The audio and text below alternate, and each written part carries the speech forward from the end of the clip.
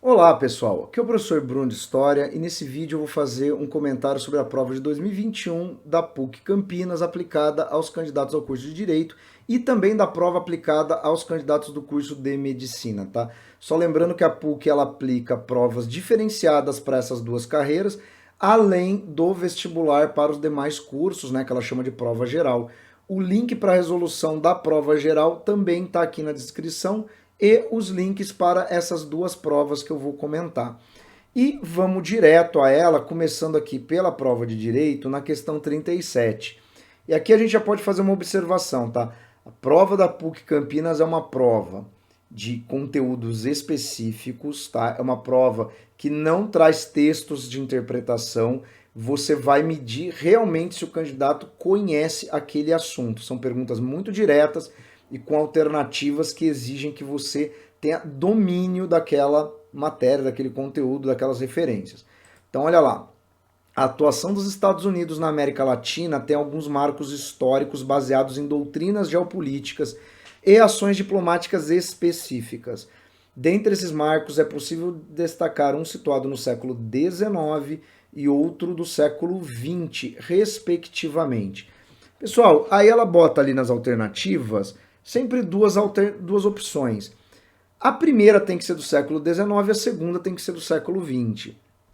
Correndo o olho, você muito provavelmente já encontrou a resposta correta. Por quê? Porque vários dos elementos que estão mencionados aqui nessas alternativas são termos que talvez você nunca tenha ouvido falar. Então, você vai desconfiar dessas alternativas, né?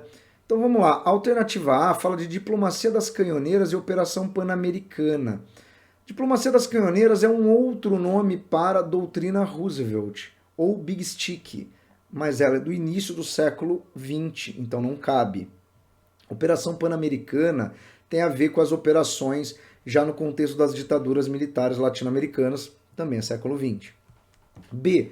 Doutrina Monroe, aquela do América para os americanos, né, de apoiar as independências da América Latina no início do século XIX.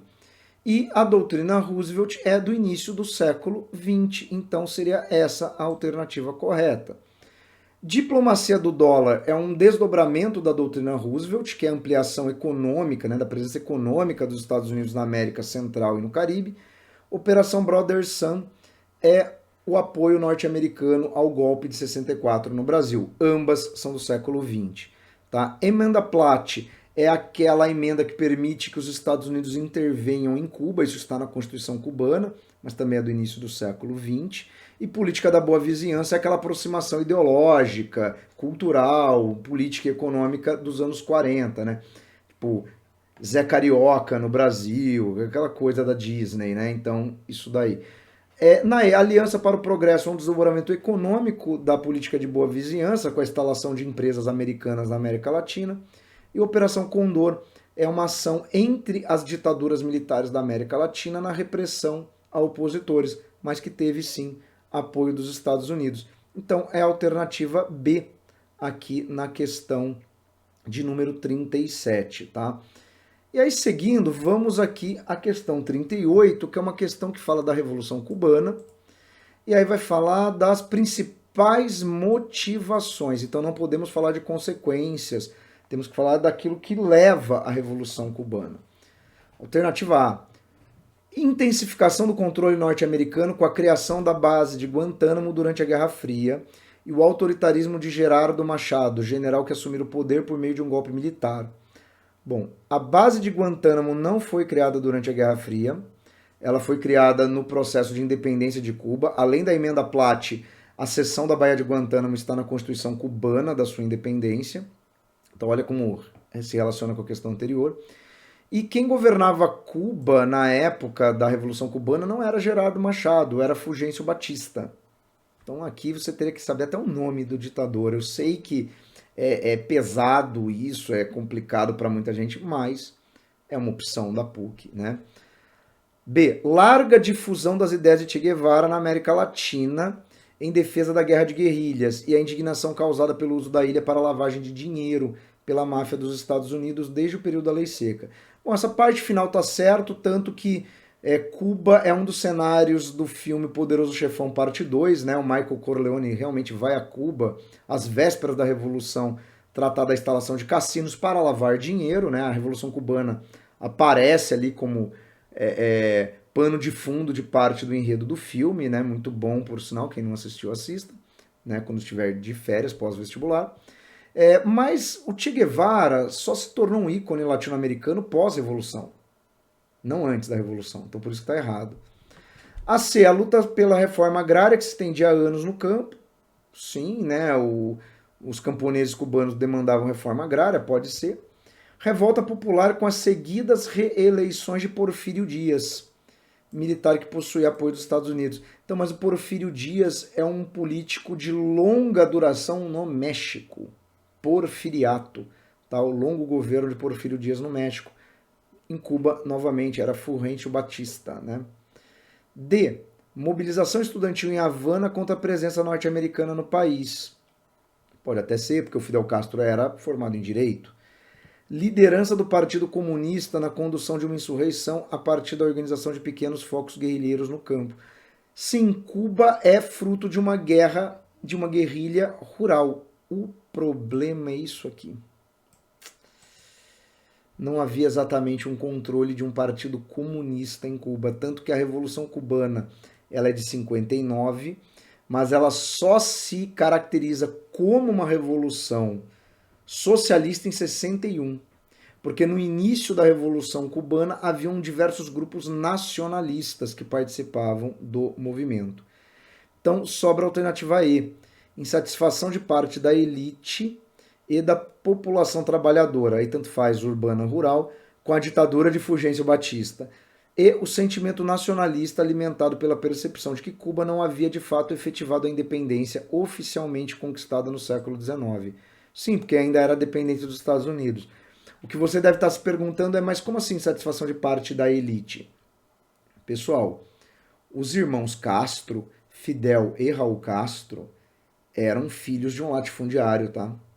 Eles eram parte de uma elite cubana nacionalista insatisfeita com as condições econômicas e políticas do país. Inclusive, estatizaram, né, fizeram reforma agrária nas propriedades da família, né, para talvez provocar o reviramento no túmulo, né, de seu pai. Mas foi isso que foi feito. Então a alternativa é E, mas é uma questão bem difícil, essa questão 38 aqui da PUC, tá? E agora vamos ver aqui, Dom 39 fala do período do Dom Pedro I. Dom Pedro I enfrentou conflitos políticos e teve sua popularidade desgastada. Tá. Um episódio que explica esse desgaste é Noite das Garrafadas, rebelião urbana ocorrida na capital, né, no Rio de Janeiro, em que se confrontaram simpatizantes do Partido Português, favorável a Dom Pedro I, e opositores simpatizantes do Partido Brasileiro.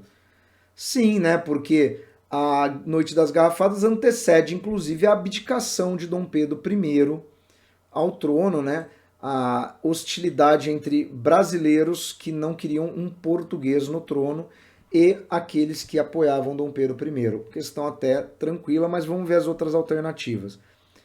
Guerra dos Mascates. Pessoal, Guerra dos Mascates é aquele conflito entre os pernambucanos de Olinda e Recife, né, no século XVIII. Então não tem a ver com essa descrição aqui, tá? A Constituição da Mandioca, apelido dado à Constituição de 24, que foi anulada pelo imperador em discordância com a instauração do poder moderador? Não. Ele implementou o poder moderador e foi inclusive a única constituição válida durante o nosso período imperial. Então tá tudo errado. Dia do Fico, momento em que o Partido Brasileiro clamou pela renúncia de Dom Pedro I, cuja presença era solicitada em Portugal.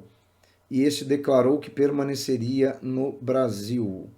Mas não, né? No dia do Fico não houve uma rebelião, né? Inclusive, na época, ele teve apoio maciço da elite que queria a independência e não o rebaixamento do Brasil à condição de colônia, né?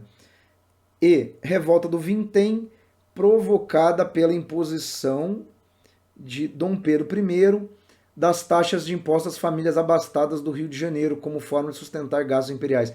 Não, mas a revolta do vintém é por conta de aumento, né, de tributos, mas para os mais pobres, né? Isso aqui era tarifas que impactavam os mais pobres, não os mais ricos. Então tá incorreto. Vamos ver lá. 40. A constituição de grandes blocos econômicos mundiais foi um processo cujos resultados históricos se consolidaram. Tá. Nos anos 70, após o surgimento de acordos e tratados, a exemplo da Comecon e da ALCA, que procuravam resguardar o mercado dos países ricos contra oscilações provocadas pelos preços de commodities com a crise do petróleo. Pessoal, só que a ALCA era uma coisa que se debatia nos anos 90, Área de Livre Comércio das Américas. Tá? Isso acontecia, o debate sobre a ALCA aconteceu no Brasil durante o governo Fernando Henrique Cardoso, então não é nos anos 70, é nos anos 90. Com o fim da Guerra Fria e o fenômeno imediato da multipolaridade econômica do antigo bloco socialista, provocado pela desintegração da União Soviética. Então, mas com o fim da União Soviética, os antigos países membros da União Soviética não se tornaram potências, né? A Rússia passa a ter um papel importante, os demais países, inclusive, continuam muito em função da Rússia, né? Nos anos 90, quando vários blocos se concretizaram, exemplo do NAFTA e da União Europeia. NAFTA é na América do Norte, né? México, Canadá e Estados Unidos. União Europeia também é uma realidade dos anos 90. Tendo esta adotado moeda comum em instituições supranacionais. Sim, a União Europeia é a única que teve padrão monetário unificado, que é o euro. Ah, então só pode ser essa daqui, né? Mas vamos ver as outras. Com a superação por parte da China do poderio econômico norte-americano em virtude do volume de exportação e sua liderança política na Ásia no fim do século XX. Então, mas a China, ela se sobrepõe economicamente aos Estados Unidos há pouco tempo. Não é no final do século XX, isso já é essa real ameaça da China ao poder americano se concretiza mais no século XXI. E a última aqui, nos anos 80, conhecidos como década perdida, sim, né, em virtude da crise do capitalismo que obrigou os grandes países a se unirem para protegerem suas economias. Só que proteger suas economias, protecionismo, é o inverso da ideia de blocos econômicos, né, que prevê integração. Tá? E os anos 80 não é uma época de integração econômica. Tá? Nos anos 80, no final dos anos 80, é que se começa a difundir maciçamente a ideia de neoliberalismo. Né? Reagan, a Thatcher, né? Depois nos Estados Unidos, né? O governo do George Bush pai, né? Mas você tem ali nos anos 80, isso não é ainda uma realidade de blocos econômicos. Então é por isso que é a alternativa C. Tá? E aqui na 41 tem lá uma expressão, né, do Oswald de Andrade. To be or not to be? That's the question. O que poderia ser traduzido por tupi ou não tupi, eis a questão. É uma frase do Manifesto Antropófago de Oswald de Andrade que marcou o movimento modernista em São Paulo. Dentre as características deste movimento cultural destaca-se a valorização do folclorismo como referência de brasilidade. Pode ser, né? Porque você tem lá o Macunaíma, você tem, né, toda uma questão do indigenismo, né? Aí você tem o tupi or not tupi, mesclado à modernidade representada pela cultura pop norte-americana. Mas vamos lá, né? B, porque o problema aqui é a cultura pop americana. O que ele quer dizer com isso, né? Porque to be or not to be é baseado no to be or not to be do Shakespeare, não da cultura pop americana. Tá? B, a recuperação do indigenismo do século XIX como parâmetro para a produção da arte nacional. Ou seja, uma volta à valorização de elementos indígenas como marca da nacionalidade brasileira. Pode ser, porque no século XIX você teve essa questão do indigenismo também, né, muito ligado ali, por exemplo, as estátuas, né, Dom Pedro II, pode ser. C. Defesa por parte de grupos de artistas intelectuais que construem os valores culturais e os interesses políticos da oligarquia cafeeira paulista. Mas você não vai respeitar os valores culturais da oligarquia agrária brasileira, né? Então não é isso. A adoção de referências de arte africana, indígena e judaica. Judaica? Não, né? Em prol da criação de uma arte politizada que expressasse culturas reprimidas ao longo da história. Não, mas o Brasil não fez uma arte judaica.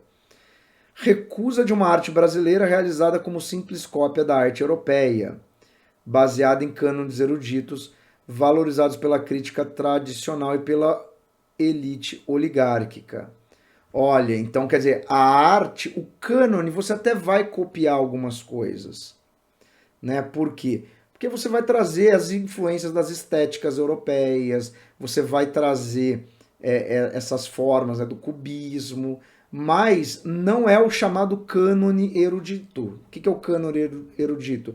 Era aquela arte academicista, o realismo, né? Aquilo que era meramente cópia. Por quê? Porque você vai introduzir os elementos nacionais. Então é a alternativa E. Mas de fato a alternativa B e a alternativa A podem te induzir a marcar. Tá? A questão também que exige aí bastante atenção na sua leitura. Tá? E aqui dando sequência, vamos aqui a 42, que vai falar de populismo, né? O estilo populista de Juan Domingo Perón tinha como base um discurso político de caráter. Pessoal, quando fala de populismo, ele aqui obviamente está usando o exemplo argentino, mas você pode pensar numa relação com Vargas, né? Então vamos lá. Carismático, carisma, defesa dos chamados descamisados, os pobres da Argentina são chamados assim, e baseado em justiça social, que inspirou a sua proclamada doutrina política do justicialismo. Sim, o partido do Perón era o partido justicialista. Muito provavelmente é essa a resposta, né?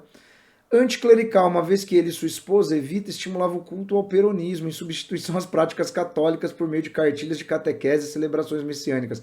Não, pessoal, a Argentina é um país católico, jamais um presidente de grande carisma popular se chocaria com a igreja, né? Ultranacionalista, permeado por ideias e instituições fascistas, a exemplo da criação de milícias paramilitares como os camisas negras e a incorporação do símbolo semelhante ao fascio mussoliniano, o feixe. Então, a Argentina, assim como o Brasil do Vargas, tem um apelo nacionalista e tem de fato vários elementos fascistas. Só lembrando que a Argentina se manteve associada aos regimes fascistas durante a Segunda Guerra Mundial. Mas o Perón não recriou na Argentina milícias fascistas e incorporou a simbologia, tá? Então não é isso. Humanista, marcado pela filantropia e pregação da tolerância às crenças e tendências políticas diversas, uma vez que seu governo se ancorava em princípios socialistas e democráticos. Não, assim como Vargas no Brasil, o Perón também era anticomunista. E. Terceiro mundista, uma vez que Perón defendia a união dos latino-americanos com outros países subdesenvolvidos, principalmente os africanos, para a formação de um bloco peronista mundial sobre sua liderança.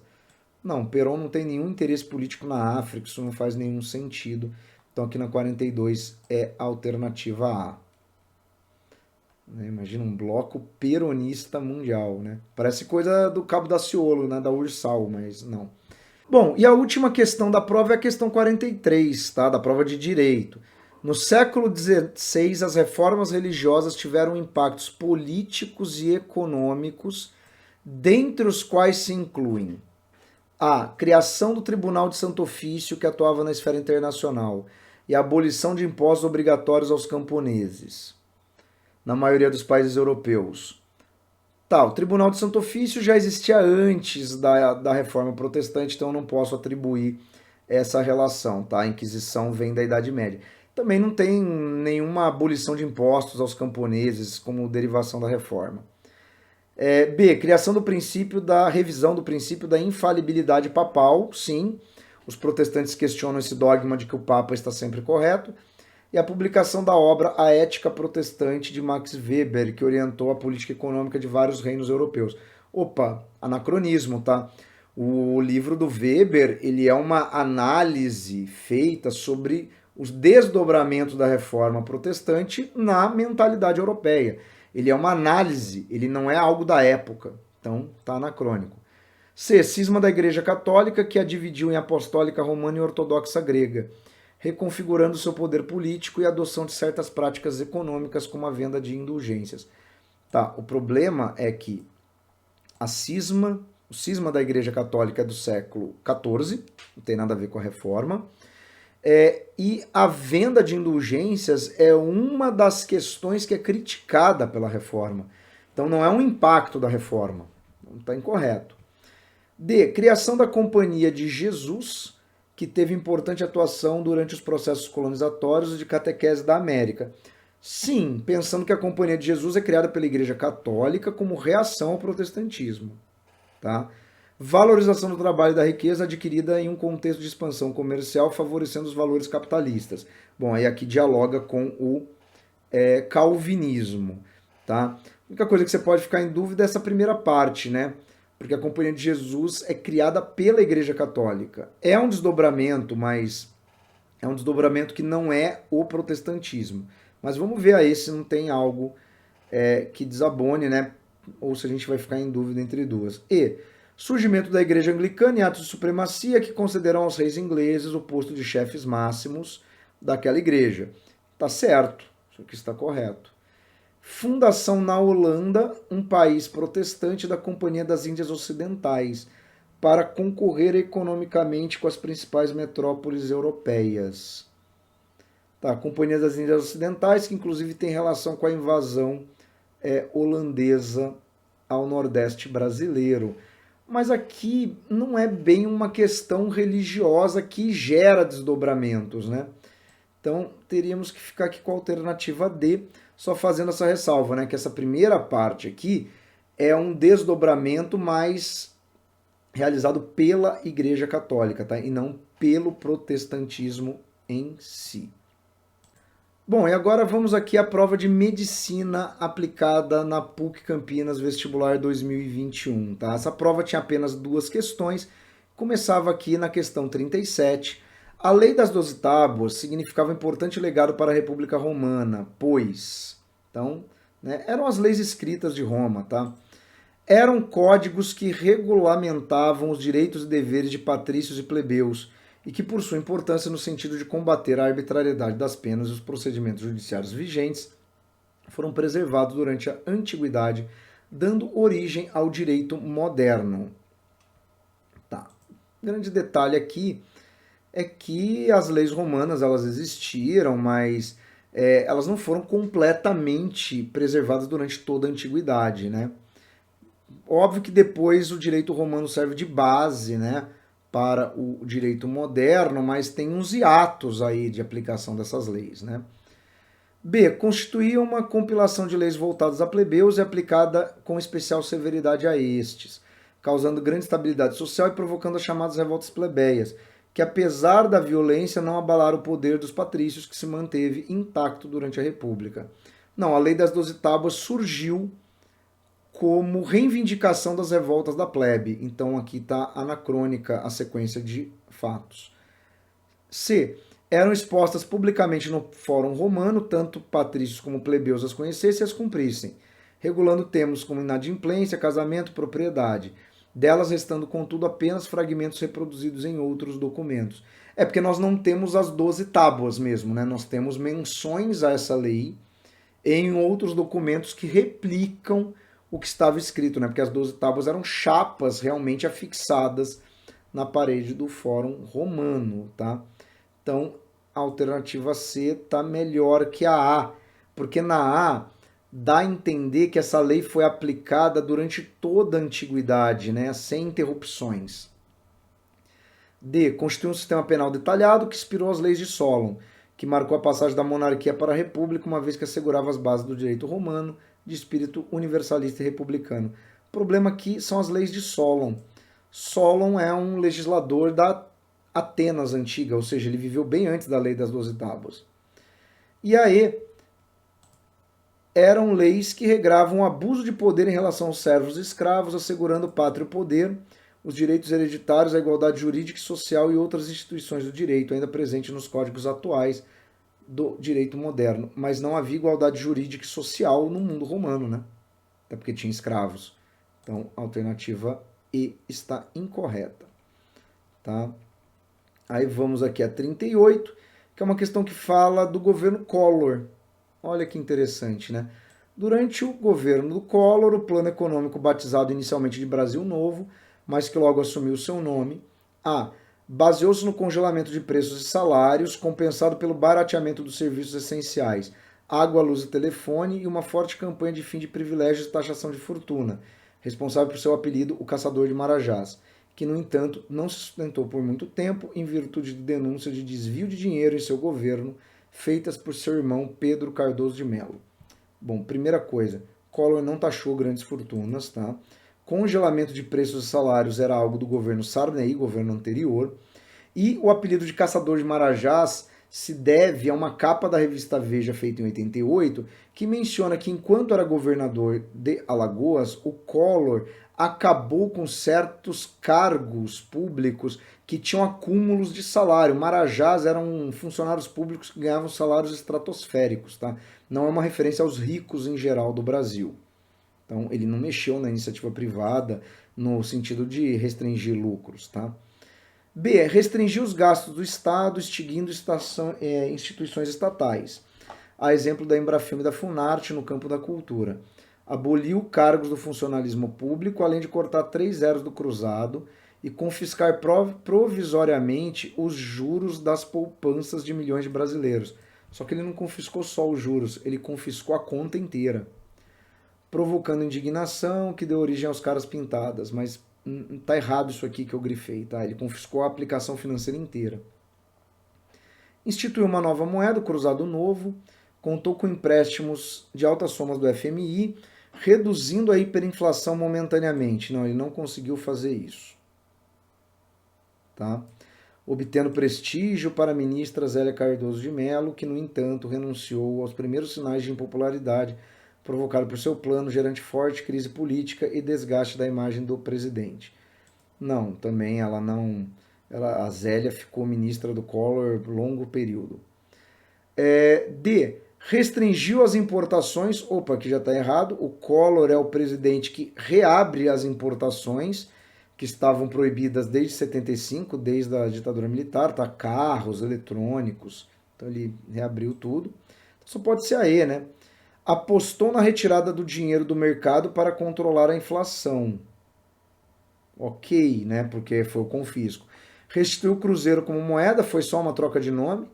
Teve as 3 etapas sucessivas que não resultaram o sucesso esperado, gerando insatisfação de diversos setores e pressão na imprensa pela renúncia do presidente, o que efetivamente ocorreu após escândalos de corrupção antes da conclusão do processo de impeachment a que foi submetido. Sim, de fato, o Collor ele pediu renúncia durante a votação do processo de impeachment dele, tá? Mas mesmo assim ele teve os seus direitos políticos cassados, tá? Posteriormente, porque houve o processo, né, de penalização dele pelas denúncias de corrupção durante seu governo, tá? Então, pessoal, essa foi a prova de Direito e as 2 questões da prova de Medicina da PUC Campinas Vestibular 2021. Se você gostou, dá um like, compartilha com seus amigos. Se você está estudando para os vestibulares da PUC, é legal fazer as provas dos anos anteriores, tá? No mais, até o próximo vídeo. Um abraço a todos. Tchau.